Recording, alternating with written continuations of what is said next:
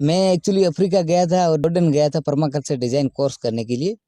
और वहाँ मैंने इंडिया में भी बेंगलोर में किया, तो मुझे आइडिया तो मिला अफ्रीका में।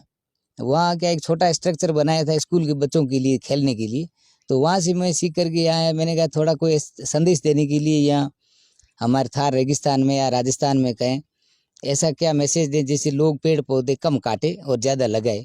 तो मुझे आइडिया आया कि मैं एक छोटा सा एक कमरा बना लेता हूँ, उससे लोगों को संदेश जाएगा कि वो पेड़ पौधे भी नहीं काटेंगे और इस खेजड़ी का इज्जत या हम कहें उसका सम्मान भी करेंगे। अब मैं आपको कहूँ वर्ल्ड वाइड में जैसे अमेरिका है, इंग्लैंड है, ऑस्ट्रेलिया है, कनाडा है, जापान है, कोरिया है, जर्मन है, स्पेन है, नीदरलैंड है, सऊदी अरेबिया है, ऑल अराउंड वर्ल्ड में मतलब हर देश से आ गए यहाँ देखने के लिए। स्पेशल भारत से हर राज्य से भी लोग आए हैं।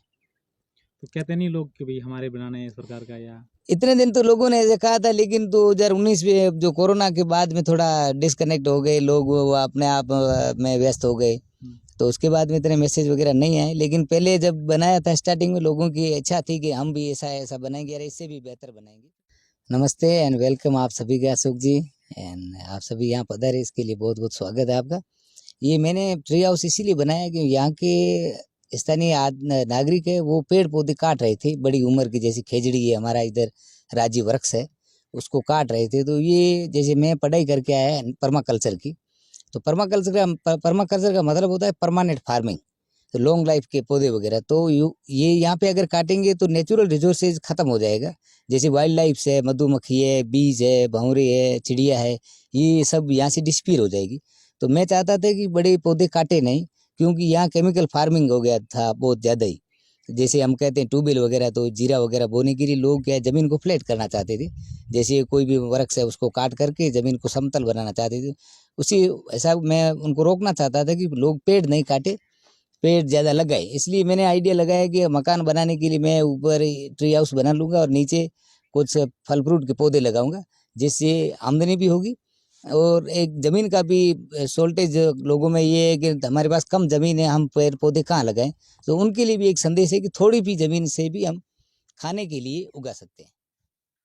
अंदर डबल बेड है सोने के लिए, ऊपर रात गर्मी के मौसम में हम छत में चले जाते हैं, छत में बहुत अच्छा शूटिंग स्टार्स वगैरह देखने के लिए रात में बहुत आनंद आता है। यहाँ लाइट की बिल्कुल ज़रूरत नहीं पड़ती है। यहाँ हम कहते हैं कि हम सेविंग एनर्जी का काम है, खर्चा एक पैसे का भी नहीं, लाइट की बिल्कुल कोई ज़रूरत नहीं है। दिन में भी ठंडी हवा आ जाती है क्योंकि वो चारों तरफ से ढक जाती है खेजड़ी की डालियों से, तो इस हिसाब से ठंडा है। और रात में तो फिर ऐसे ही एसी की कोई ज़रूरत ही नहीं है, इतना आनंद आता है कि पूछो मत। और सुबह अलार्म चिड़िया वगैरह आ जाती है उठाने के लिए, तो परफेक्ट है।